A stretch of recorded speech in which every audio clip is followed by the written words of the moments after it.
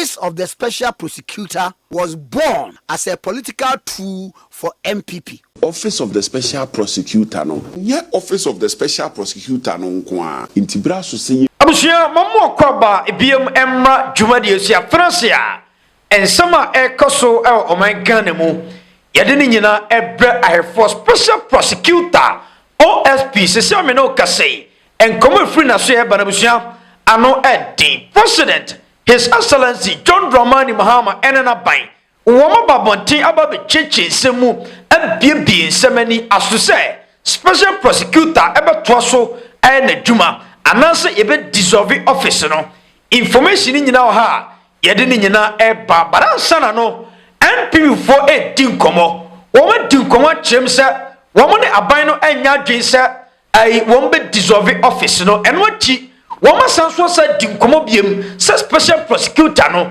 womunim die nti adwoma ama na to so eye na dwuma enti ensem na kwakoye bebre ebifo dinkomo wiye no ensem efreche barabusua ano eden yensan kona yedi kan kotie komo wemra na yekoba ensem die chi pap Nemum office no ana ye ka ho asem.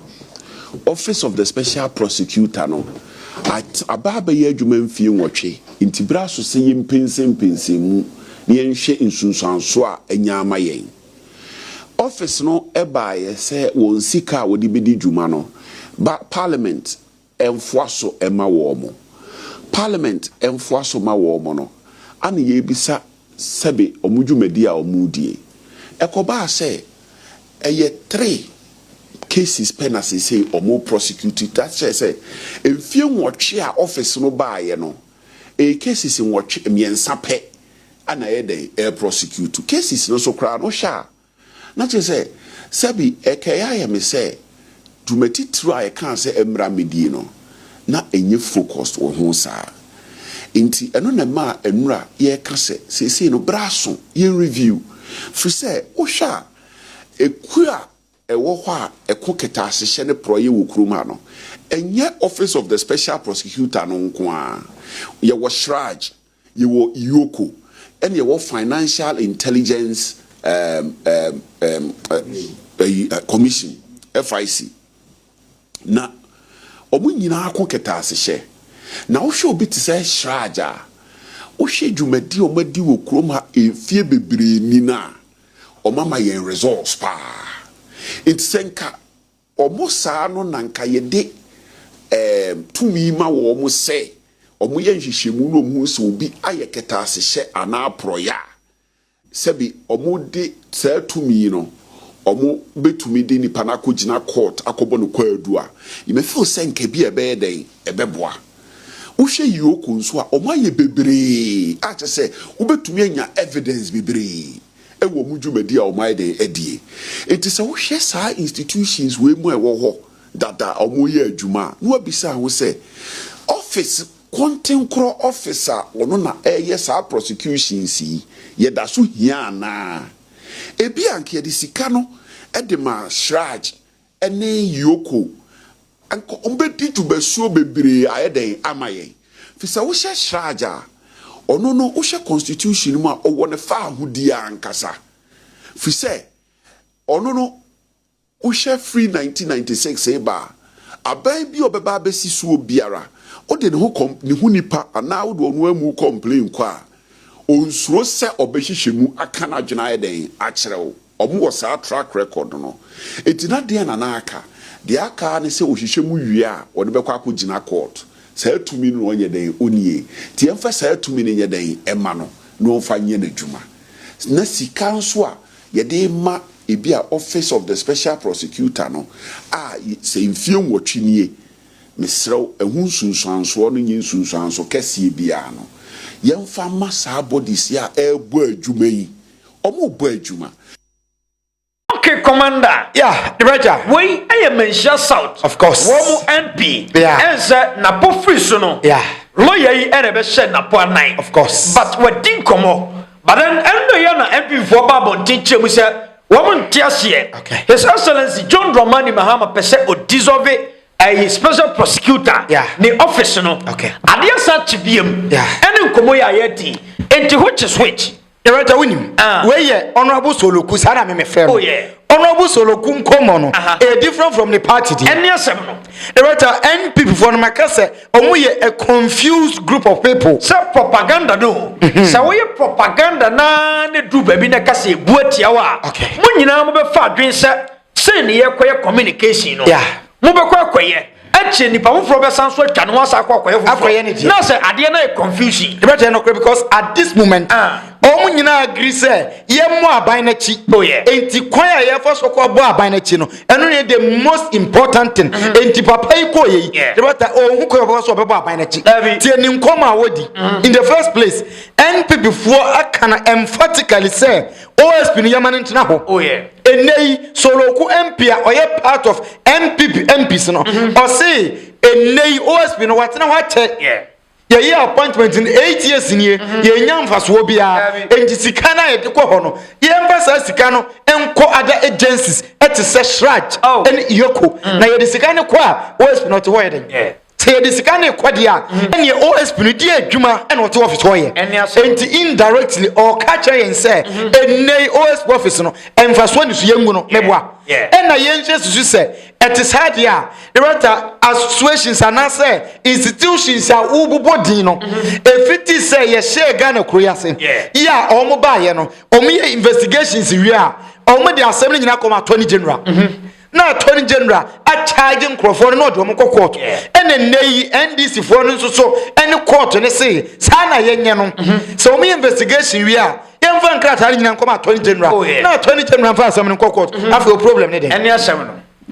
Erata maintain biase en so mo person mo ka kire say ade bia beba aban we di bata ho no omo nye clear say ye mpa aban na sep nti say aban di bata ho a ye papa ye boni o ye nka say ye mpe na I minority na NPP for ye minority no minority no omo ye ne say because some minority for no ya no be chechem say omo ne John Mahama nya adwen but then ohwa na omo nso dwene say and His Excellency John Mahama undeserving office no but womo hwe ya say ye de powers na kwa koma attorney general no ase womo bohu kakra wo rotten okre because say ohwe omo narration any omo koma omo dia from day one omo si kisi ajabe mpe wo masem so hwe ya president mama ba ya o maintain kisi ajabe no omo si kisi ajabe ni paponi ni sa wo ye NDC ni enti ho no na omo pese mampani yi office ni free ho na eto twa but omo dwene ho omo hu say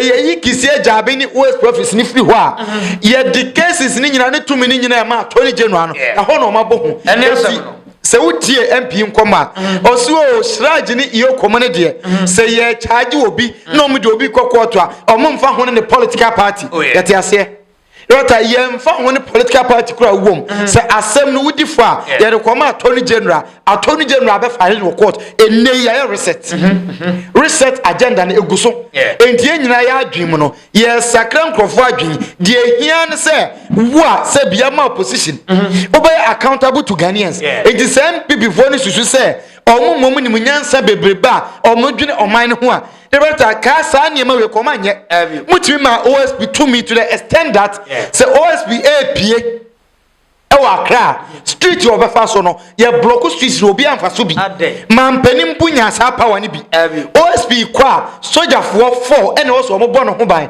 right mampani president mo kwa soldier ni se di na chi okwa soldier ni a o nambia o gina ni nchen we ba ko but OSP nya we nyina sika ye de ko OSP office enye sika ketwa e ya mu MPP for ya ena mu gitum na mu ye sa de we mu creative office no NDC for na ka cham sa da bi office we enye office papa sida bi enei mumu achemienu mumpani fo se office ne yamane ngo ho wa bra wa unim sampa office wo hoyi enti obi nyisika mumpani fo se yamane ngo ho wonso aba abonte pe ka kire nse office ne de sika ye de ko ho no ye nyi sika ne mfiri ne nsam na ye ji sika ne mfiri ne nsam a ye nyi na di na ye tuane ka na ye tuane ka se di adwuma na wo ye eni asem no what am koma papa idi it doesn't make sense but me enye me nwanwa ba me de me nwanwa ne say and it I papa izu oye MP oye MP or parliament enti ada na I minority no MPs ni nyina ko hye di sankomo yi na de anche I mention South MP suicide this ankomwe Director, just a party no omunye united ana Director Dabi obi na dwanko za enei NPP party no omuni one front leadership say we mu na di animu a asemba omo ka asema obi ati no kokan no na say first time no MPs no press conference no me yeah na say no ne propaganda dia o Director propaganda yo omo nko adwen enipa be se 4 na no mo gina ho no omo nko ne sori ye na omo friends ntwefo omo person omo chese bibia ni wa John Mahama be ya yeah omo be kasa ade we de ye Dabi ya me chowa te sa omo nim sa ade no de nkaye o but enam say John Mahama na yenti no of course also bu penti ade no black sa ade no nye Director sa na omo te because omo dinkan dinkomo dada say ade bia sitting president ni aban ne be ye no they would disagree omo be ye hu de say nya papa enti enei bibi nya ba omo nya botre ni nkomo obi asori ya no wa friends entrefo enti hwe scenario wi omo leadership ni bi ne be ye press conference and omo say we should maintain the OSP any office no and now no nko aba bonte be ka kire yen say OSP ni sika no yen free sika ni free ni nsem na yen fa nko other institutions na omo momo nya adwuma no na yen momo prosecutorial powers omo ne be prosecute obi but after no to nten compare situation we to abobo ye omo say abobo lance no omo deputy former deputy health minister say e omo initiative omo na omo kra ba ye omo mpanifo no bi including Suhum MP bo no video ha o say aban we adwen nya adwuma e na wakofa abobo ye ade baba ye ambulance two contradicting stories eni asem no ye nhwe god board hu issue miracles abojim be ye de say god board near galamsey board ye wie ye na kodwo ponkro am so abegina bonten say eye omomom ne ba me ideas but ade chi ade sa bia no eye controversies upon controversies but say o build a party on lies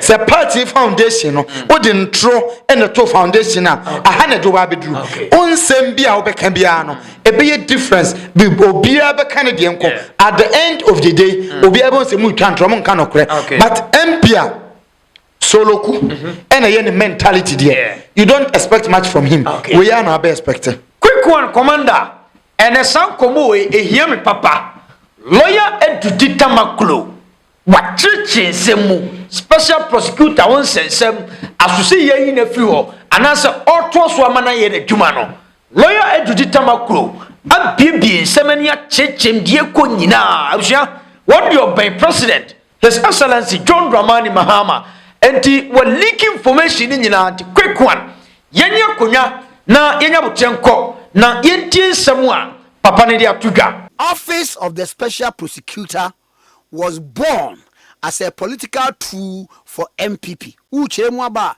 was a special prosecutor in office no ya wo no a na ye akadie bia ye amanyosema akadie bia ye de NPP for edema wo ho enkomo eti sei yo bra kwame semekasa na de mejina so nyina ne say when we say yeah politics any your governance system ewo Mohano 1992 constitution in a boying ema ye disajumadi no na ohwe 1992 constitution na article 88 is very instructive. In article 88 is no acquire very entrenched provision wawuni or what will be aware or painful. When we say the constitution and my provision be entrenched, what it tells you, say the framers no and pese obi be able to are changing at will. I just say okay, the FN referendum. What it tells you also, say the framers no a certain level of protection under that particular provision. Into black army, the Akoba in say, Emra Article 88, 3 and 2, Emma Hukwai, and then see a bit of constitutional law. Ewohanum. We are sure say who are the benefit of Article 88, but Ewo Fidian so. Hello, black army. Hello. Produce, me we mommy. Hello. Kaza, metumi mensa tumi aka me was meet you. Article 88.3. Macho bet me aka ma ya na. Ampacho Article 88.3. Ma menken kan ye hwede e wo hoy 88.3. Yes, sir. Yes, sir. Me pacho making kind. Yes, sir. The president may, acting in consultation, sorry, No, 88.3, number 88. 88. 88.3. Yes, sir. Or say, the Attorney General shall be responsible for the initiation and conduct of all prosecutions of criminal offences, with emphasis on shall. I say shall be responsible, mandatory, and you understand? I am mandatory. Maybe you say, one so kokenka Article 11 one ede kan we no 88 no ho a ubehu se bedu baabi no enipa bi wo ho a wo mo so ma wo mo that quasi powers ni bia wo tum de yesa that be obia ni ho wo mamu hanu nti o kan Article 88.4 na ba jo kan no so ni ntie Article 88 clause 4 of the 1902 constitution was say, yes, sir. All offences prosecuted in the name of the Republic of Ghana shall be at the suit of the Attorney General or any other person authorized by him in accordance with law. So it is either or say all offences must be prosecuted by at the suit of the Attorney General. Criminal case it starts with the Republic versus and you understand? Two, or say, or a person authorized by him. Into Shaya, Attorney General, Emma Senate for a prosecuting for defaulting in Senate payments. Attorney General Mima Forestry Commission for Hong Kong, Game and Wildlife for say only prosecute you because Onipa na kukum aboa ewo game reserve onye permitted to do so. Attorney General ama ho kwan ama senior friend Smith for a prosecution. Ghana Police Service for a prosecution. Now the reason why Attorney General in the wisdom of the framers man is actually in say where come the prosecution is a public policy tool. Prosecution is a public policy tool. Into Oshaya, embedded in the power to prosecute is also the power to enter nolo prosequire. Sebi. Ye Ghana, ye want him for, by ye want him for. And ye nasa. Say Ghana, you want him for, by you want him for. I be the BH. I am for Chimia, a BD BH. Sebio, Sekoba say the prosecution of, say, a particular chief can invariably undermine the national security of the state. Nothing stops the Attorney General to say, in respect of social and so person, I will not prosecute him. And meeting Attorney General will be to me to enter the FN nolo prosequire. And now, nolo prosequire power no. The Supreme Court in the matter of Gregory Afoko and the Attorney General. And so Eddie Abetu just say the power by the Attorney General to enter a nolo prosequire is not judicially reviewable. In the sense it says, which means court and challenge Attorney General say they in a case where we why say file a nolo prosequire. In fact, the reason why Afoko Ashem by no okay Emra Gregory Afoko Ninsem eba ye omude no call court emma bill okay at that time Attorney General of the land frustrate bill na last minute. So okay. Back forth. In a go through a full trial. Attorney General calling the witnesses before Justice Ellen Mensah, a justice of the Court of Appeal, sitting with additional responsibility at that time. Bra Kwame, judge be left for judgment too. One attorney general say, you know what, I'm entering a nolle prosequia. And I focus say, why? What the whatever it is, attorney general show wakoche the co-accused was Ivory Coast. In view of that trial, I go through in absentia. Yeah, fair witnesses. Yeah, you know, almost started, and now they are filing a nolle prosequia and starting the prosecution afresh. I focus on that.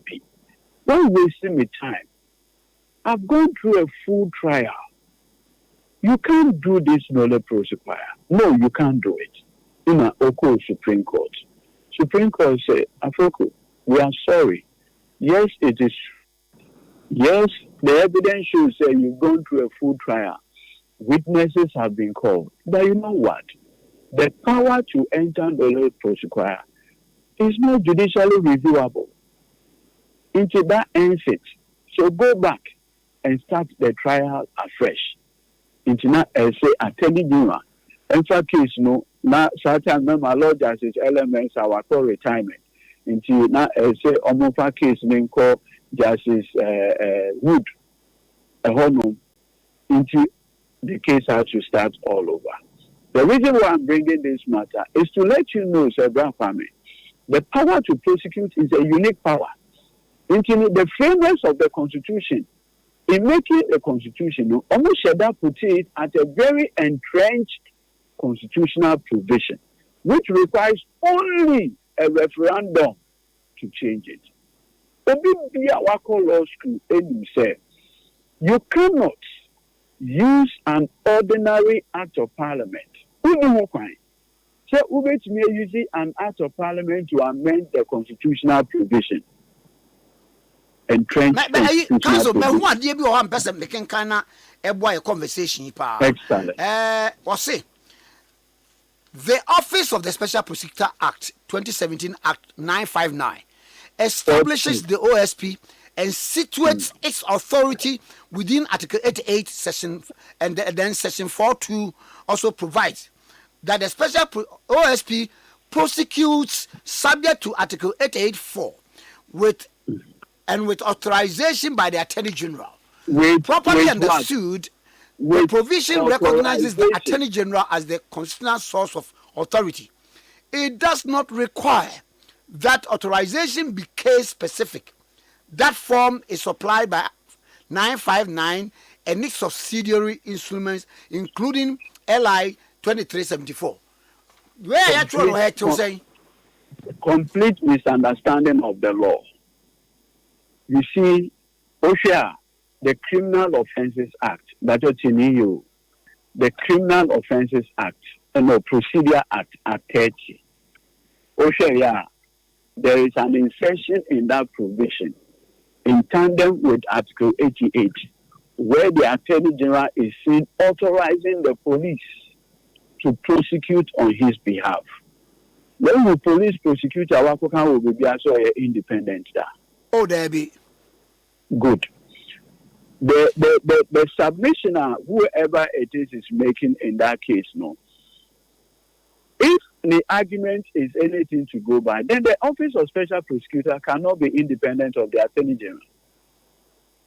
The people who make the argument, that argument, no.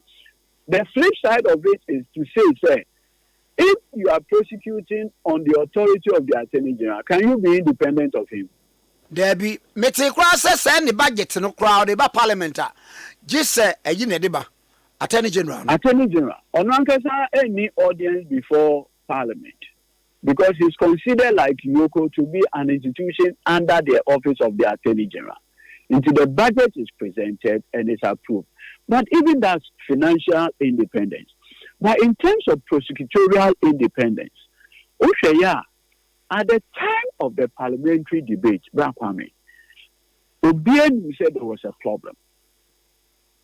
And that is where I introduced the idea, say, the whole idea of setting up the office of the special prosecutor was a political campaign promised by the NPP. Do you know why? Why? Good. Okay, yeah. And now President Rawlings said now 2 million money fee year 2000. And I President Kufuor President Kufuor no. And I appointing another Danko Kufuor as the Attorney General. So okay. And run another Baye Attorney General. He started some prosecutions, effected some arrests. The Republic versus Chachu Chikata, the Republic versus Victor Solomon, the Republic versus Juan Petra, Ibrahim Adam, and others, George Payanke, Quality Green Matter, and several other cases within the period of 2001-2008.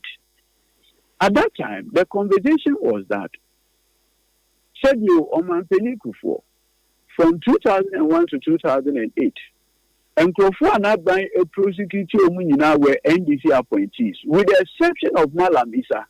Okay, Malam Issa, Sports Minister, no, aye, Sports Minister. In fact, you are the only person. No one year NDC appointee that was prosecuted within 2001. 2008. Onokrano a PNC ni. So the conversation became so ripe, say all the prosecutions were partisan in nature. And so there was this conversation, okay, how do we resolve the problem?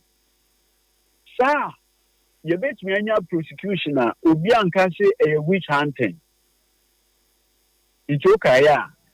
In the 2016 manifesto of the NPP, the idea of setting up this independent office came about.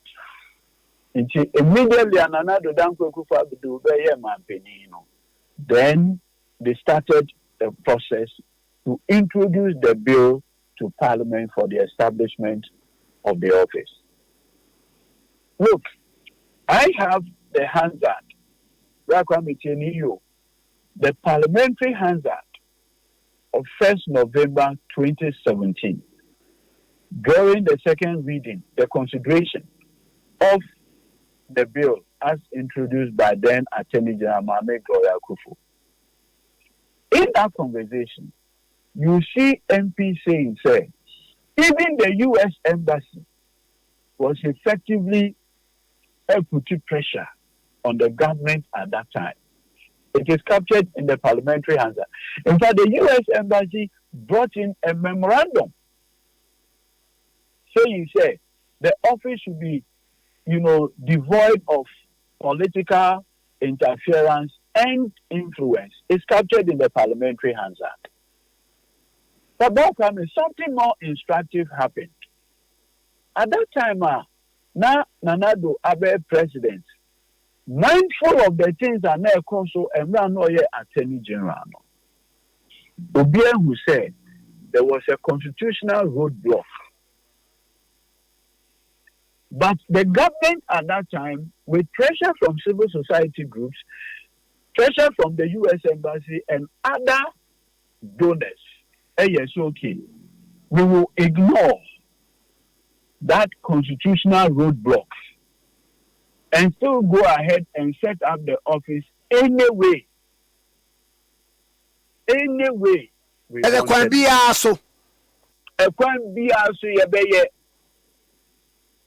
Look, Kwame, we share a debate that ensued between then Speaker Michael Quay and the Honorable Dr. Dominic Ayeni, a member of Parliament for Borga Central.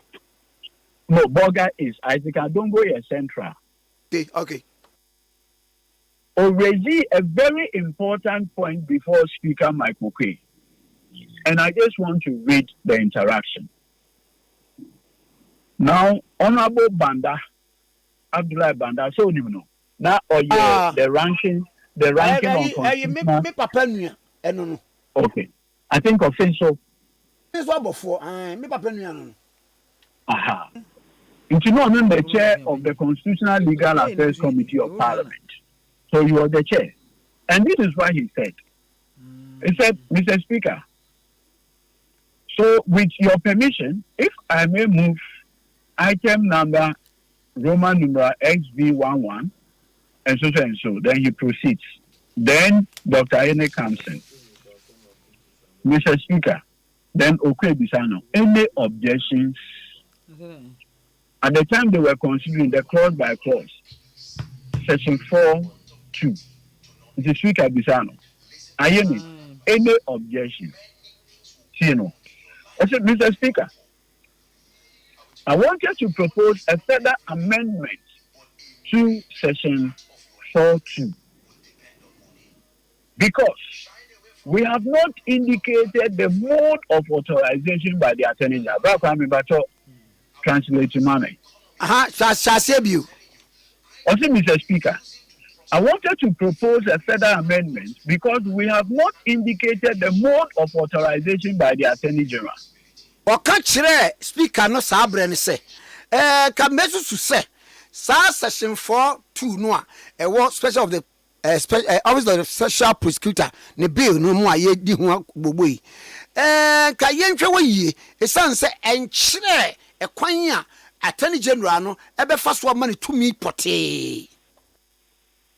So I'll say then you proceed. So I wanted to propose, not you. So I wanted to propose that she is authorized by the appropriate legal instruments.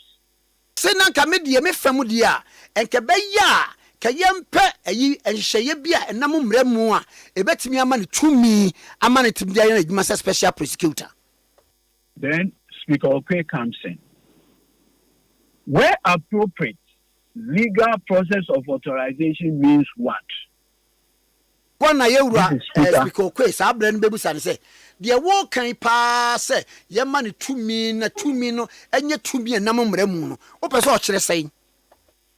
Then the Honorable Ayene comes in. Also, Mr. Speaker, for instance, she could do so by a constitutional instrument or by legislative instruments where it was spelled out clearly what the jurisdiction of the special prosecutor is. Wasi o mira de ebetumi aye ne say ebetumi de amamra mu nsem bi egu ho a enam kwan so poten a e kire se awno ne tumi no wo gifri he ne he no de be kwakoduro na say no de be yo.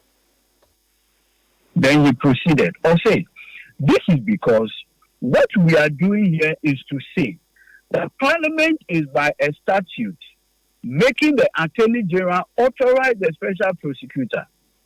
But she's the one who is delegating that authority. And there has to be a mode of delegation. And now what chemu nyina so say de ye no hai ya koye se parliament na ekwa money tumi ama ne de aye na emom no ade no a ewo ho no ano Attorney General ban lawyer pani no na esese enka wotumi hwe na wo mane bibi se ade we me de ahya wonsa koyo we me de ahya wonsa koyo ewo mrem.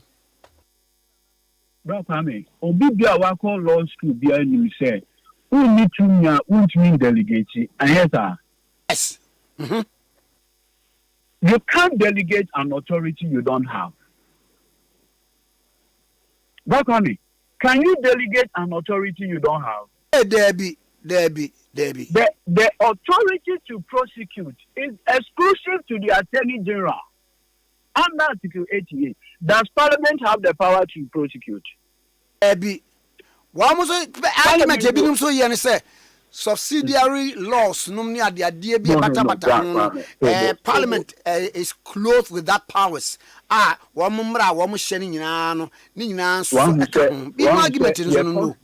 Your constitution emma separation of powers, and that's why the president cannot legislate. Legislation is exclusive to Parliament. The president can only introduce the bill. Now, even private member bills are permitted. What is it? Parliament does not have the power to prosecute. So how can that Parliament that does not have the power to prosecute purportedly delegate that power to the OSP? It's a legal scam, legal fiction. It's a legal impossibility.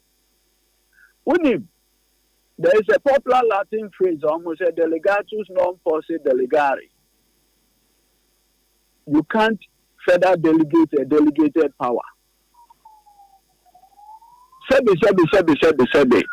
Parliament, because you don't have the power to prosecute, you cannot delegate that power to any other authority. Me pacho ebra parliament pass him ran pa. Now the rationale behind and say. You see, at that time, like I pointed out, now 2016, the major campaign promise of the NPP was that the Mahama administration and the appointees were corrupt. And therefore, they wanted an office.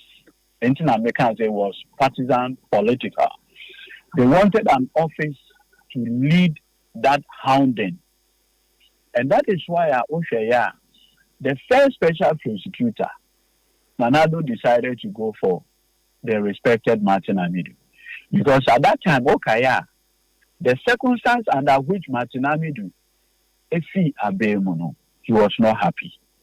And always remember, say, Martin Amidu has always been a foundational member of the NDC.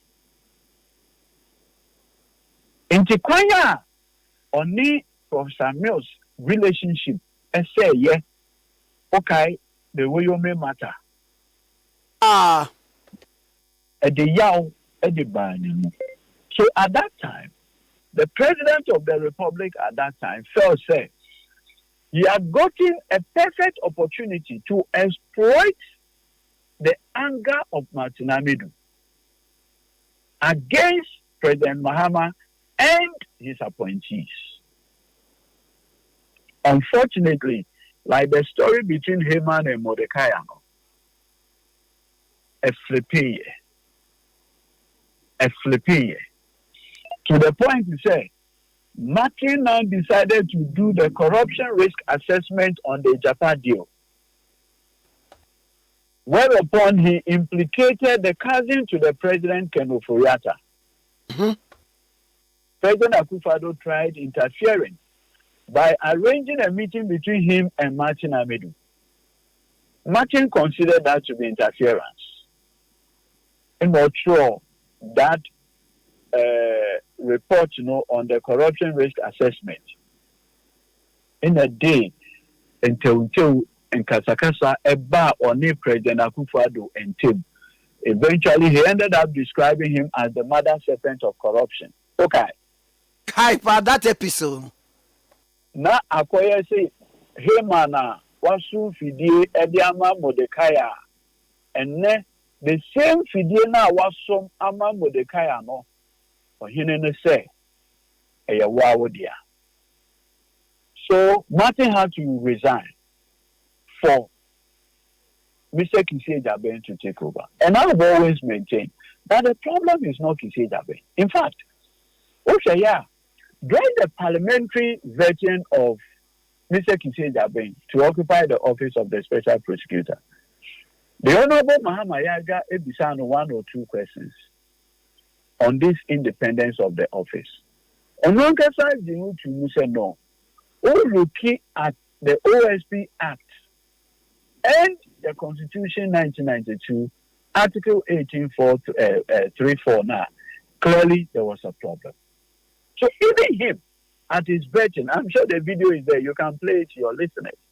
On one side, you said there is a problem. But you see, the problem was created before Kissie took over. And by the time he took over, there was very little that he could do to salvage the problem. Now, Abed Dane, an issue that he has to resolve. And that is where we are. So, Kwame. Council, answer me about to us one. The learned Fabio sorry.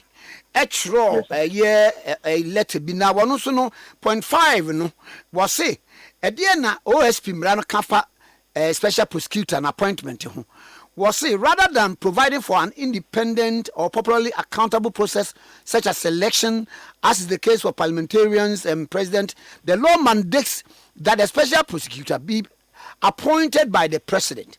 Which was saying that OSP in law no ekafa SP no appointment ho. Senke beba beto abane baby bia na yenya independent no.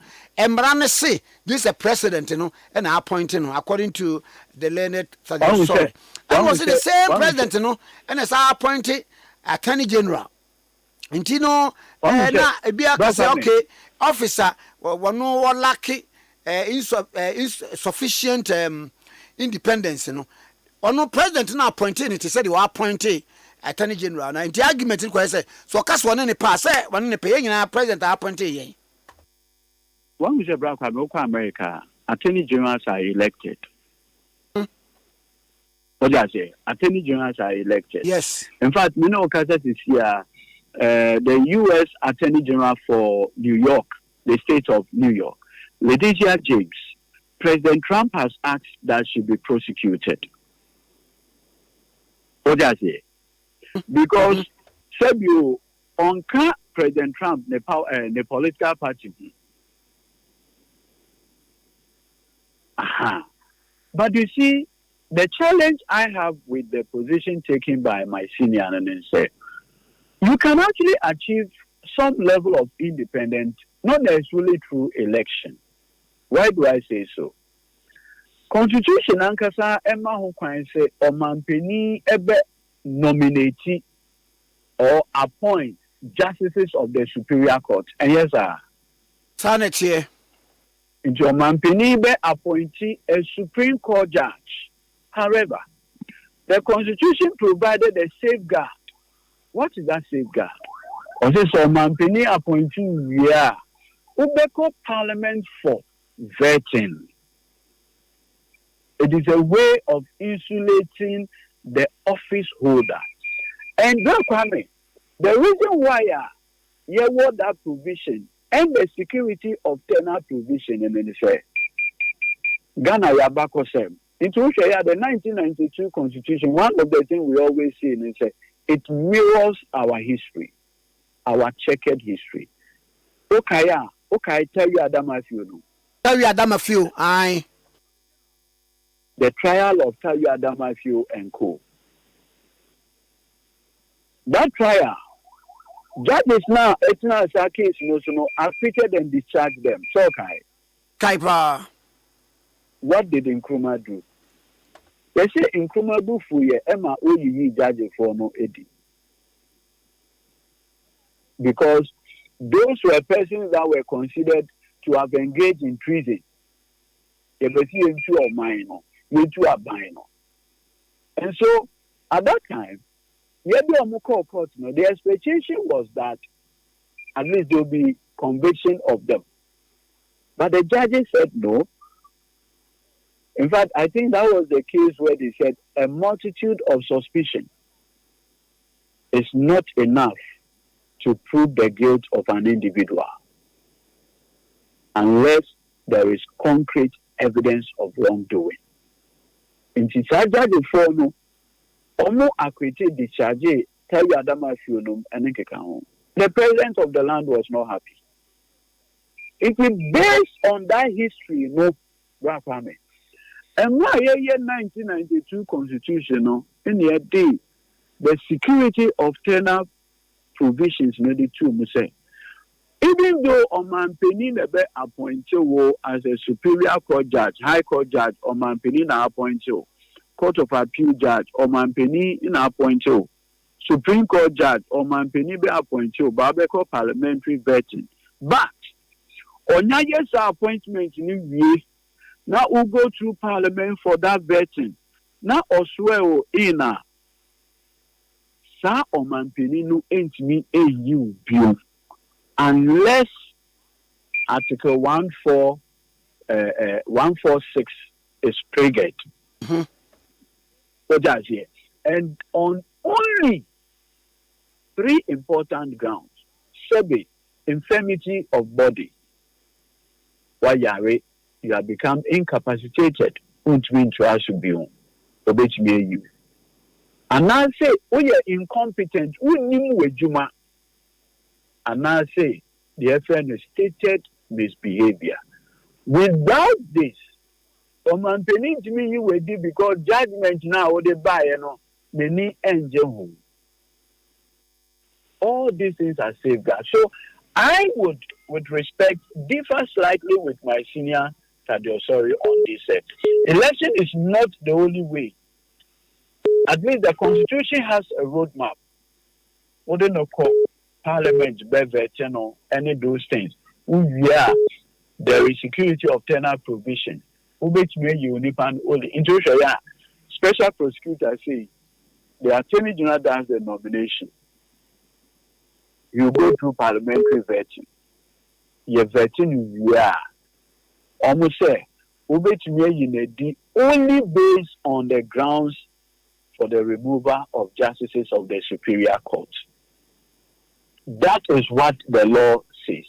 So it is not only through an electoral process now, which may anya that strong or independent way. But that, you see, nomination to occupy an office is distinct from what you do when you occupy that office. That is the confusion. I have heard some scholars make the point, say, to the extent that it's the Attorney General who nominated Kisi to occupy that office, it meant he has been authorized. How can you make this argument? Another post to be by one Alexander Abban. Police and snitch prosecute without permission. So should OSP.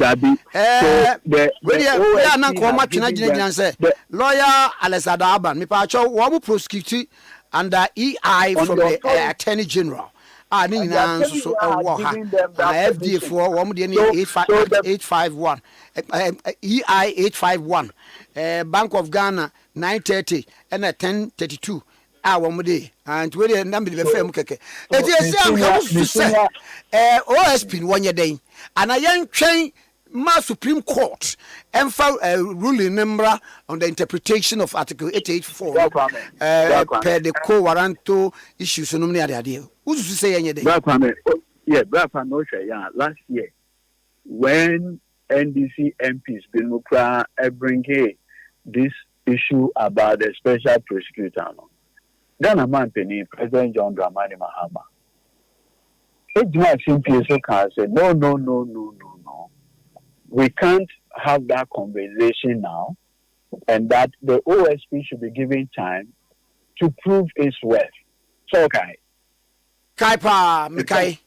In fact, and that is how President Mahama basically stopped that conversation. Two, President Mahama, okay, yeah, and now two NDC MPs and the private members' motion about the General Secretary of the party came out to say, no.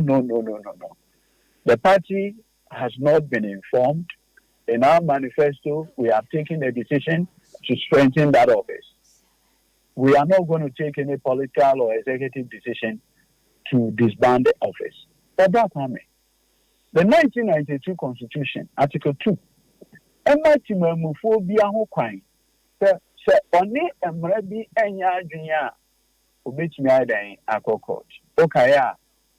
many years ago, the Public Order Act, Obibia demonstration, I just said, IGP ho, permission, and so it's a demonstration. Meaning, saying, when you are NPP 4 years, say, year demo to mark the birthday of JB Dankwa. Say, permission from the IGP. IGP so normal. And no, the seminal decision of the NPP versus IGP and Attorney General decision about it. Whereupon the Supreme Court of Ghana can say the right to demonstrate is a constitutional right. And to the extent that the Public Order Act allows for permission before you can exercise that power, to the extent said that power does not come from the Constitution, that provision of the Public Order Act was unconstitutional. And the man from that time, obey demonstration, the only thing you do is to notify the police. You don't go for their permission. You do only notification. That is what resulted. So obi bia wo timemuni bia e wo ho kwan. Say obi tumi den akọ court, akọ test any of the laws of this country. At the end of the day, whatever the Supreme Court of Ghana will say is solely for the Supreme Court. The Kaipa, Papa be a mere friend of PC appeal for you. So, hey, anti-corruption campaigner. Fantastic. And when I president, president, there was an issue about the then Auditor General, Biajiman, in our Oko Court. Oko Court. Position our canvas here, attending our casual. That position, proper, the year of record retirement and all those matters. Even though the Attorney General was effectively in agreement, the Supreme Court said, to the extent that Attorney General agrees with a position canvassed by the plaintiff, they are not bound by whatever it is that they have agreed upon. They, the court, will do what they consider to be just and lawful under the circumstance. The Attorney General's position may align with that of the plaintiff. The Supreme Court is not bound by that. The court, independently, would assess the issue and decide the way forward for Ghana. And at this point, I would just ask all of us to await whatever the Supreme Court will say. If it's in the wisdom of the Supreme Court, there's a violation of Article 88, 3 and 2, the Supreme Court will say so.